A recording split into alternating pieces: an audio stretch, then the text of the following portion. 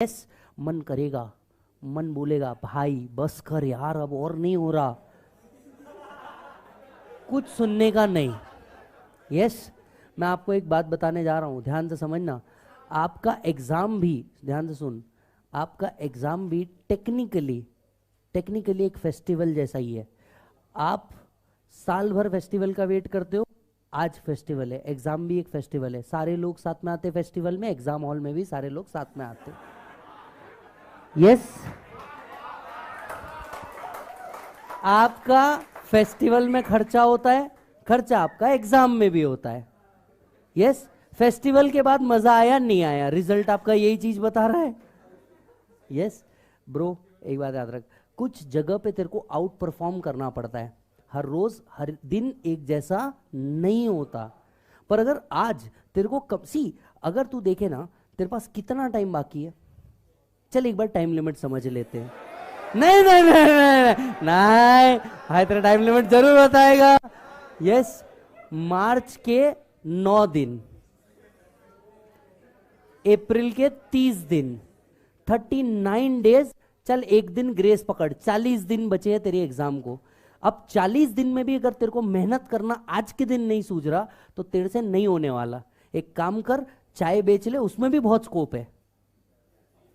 चाय बेच ले, उसमें भी बहुत स्कोप है। पर तू ये सोच के देख, जीवन भर तू यही सोचते बैठेगा कि अगर किसी दिन मेहनत कर ली होती तो जिंदगी कुछ और होती। यस, और हर एक के लाइफ में एक ऐसा मोमेंट जरूर आता है जब उसको मेहनत करना चाहिए।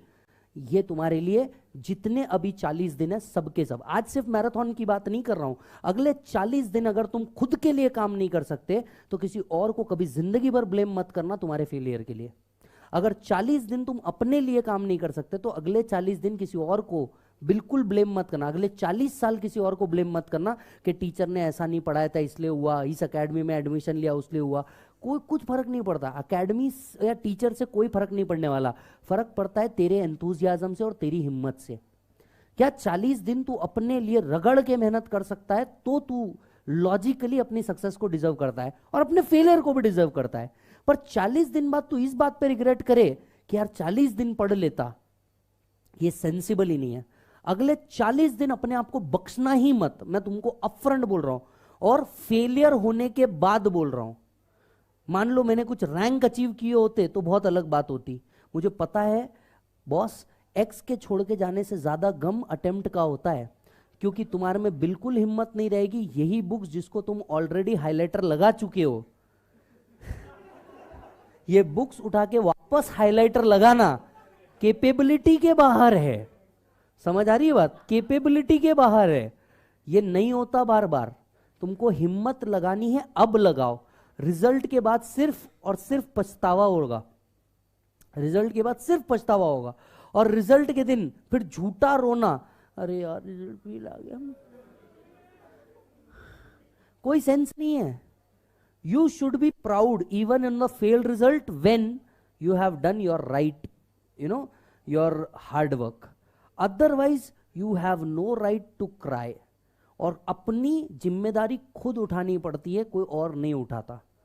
यस, कुछ चीजें खुद से करनी पड़ती है जिनमें से अपनी मेहनत भी एक है।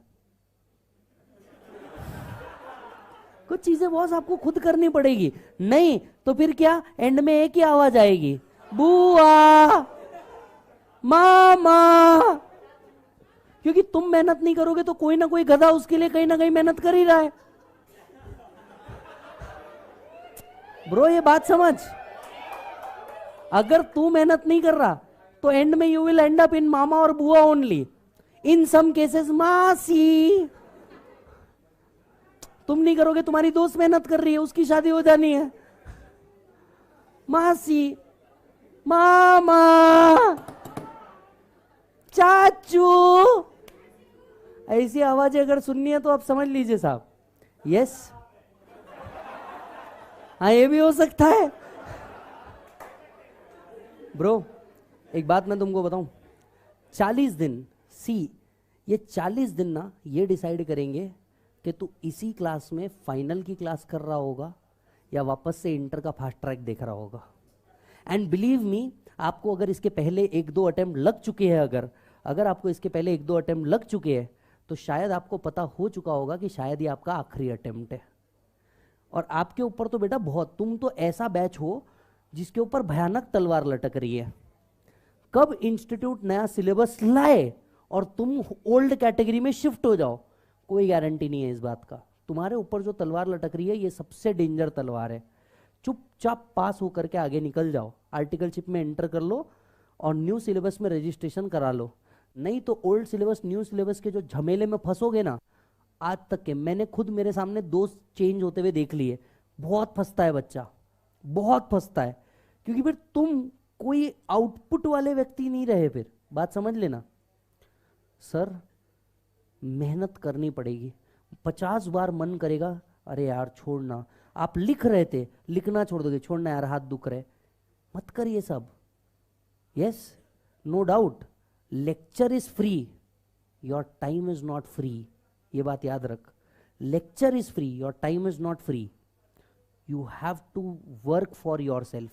और अगर तू अपने लिए मेहनत नहीं कर सकता ना, तो ठीक है, तेरा बाप तो तेरे लिए मेहनत कर ही रहा है, क्योंकि उसने तो तेरे को पैदा किया ही है, वो तो करेगा ही वे। जब तूने कुछ मेहनत नहीं भी किया तो वो मरते दम तक तेरे को खिलाने की ताकत रखता। पर तू सोच, तेरे को उसको खिलाना है या उसका दिया हुआ खाना है। यस, उसने नाम दे दिया, जन्म दे दिया, उसकी जिम्मेदारी खत्म। अब तो अपने लिए मेहनत कर ले। Let's focus again.